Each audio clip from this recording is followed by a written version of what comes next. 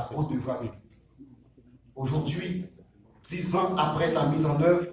par les agents d'application et d'exécution de la loi, les experts de l'unité de lutte contre la corruption bénéficiant de l'assistance technique de l'ONUDC, conformément à la mission légale de l'institution, ont réalisé son diagnostic et en raison de l'importance de la démarche et des impacts escomptés, j'ai donc décidé de le présenter aux forces vives de la nation, notamment aux acteurs judiciaires, aux représentants des organisations de la société civile, dans l'intention très claire de les encourager activement à amplifier le contrôle citoyen qu'ils exercent dans l'administration publique haïtienne. Mesdames, Messieurs, ce diagnostic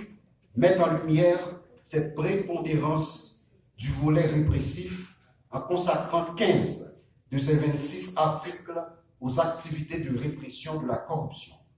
Ce qui, d'entrée de jeu, traduit cette volonté collective de sanctionner ou de punir des auteurs d'actes de corruption. Le législateur,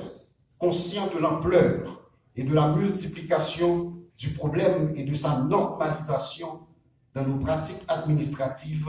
a voulu lancer ce signal fort en ratissant large et en mettant en place la loi la plus aboutie sur la corruption en Haïti, tout en définissant un ensemble d'actes infractionnels jusque-là non encore prévus par notre droit pénal.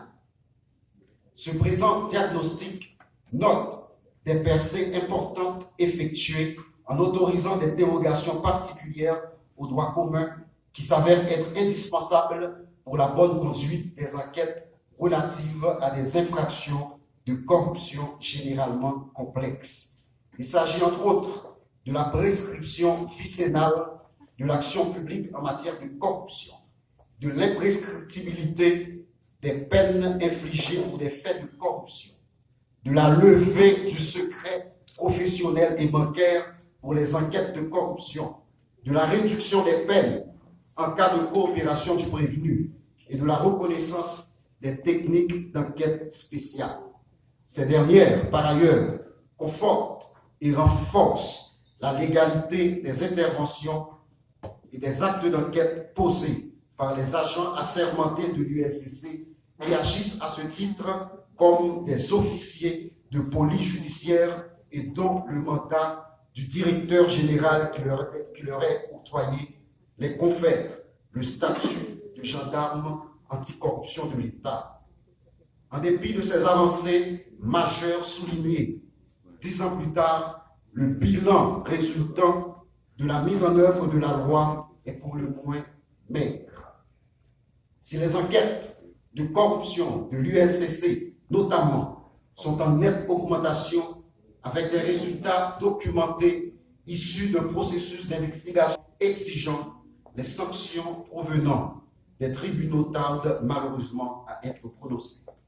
Sur 87 rapports d'enquête transmis à la justice par l'ULCC, seulement un jugement de condamnation et 4 ordonnances de clôture sont rendues, dont une de non-lieu et 3 de renvoi. En outre, ces lacunes, des lacunes et des faiblesses de la loi sont aussi identifiées dans ce diagnostic et doivent être abordées conformément aux recommandations faites à Haïti dans les mécanismes interaméricains et onusiens de suivi des conventions contre la corruption. Enfin, cette journée d'échange et de débat autour du présent diagnostic sera aussi l'occasion de bénéficier des regards de plusieurs experts que je remercie pour leur disponibilité. L'ULCC entend poursuivre ses démarches dans le but d'améliorer le cadre normatif et institutionnel de la lutte contre la corruption avec l'espoir que l'impunité n'aura plus cette prépondérance dans ce pays qui est le nôtre. Je vous remercie.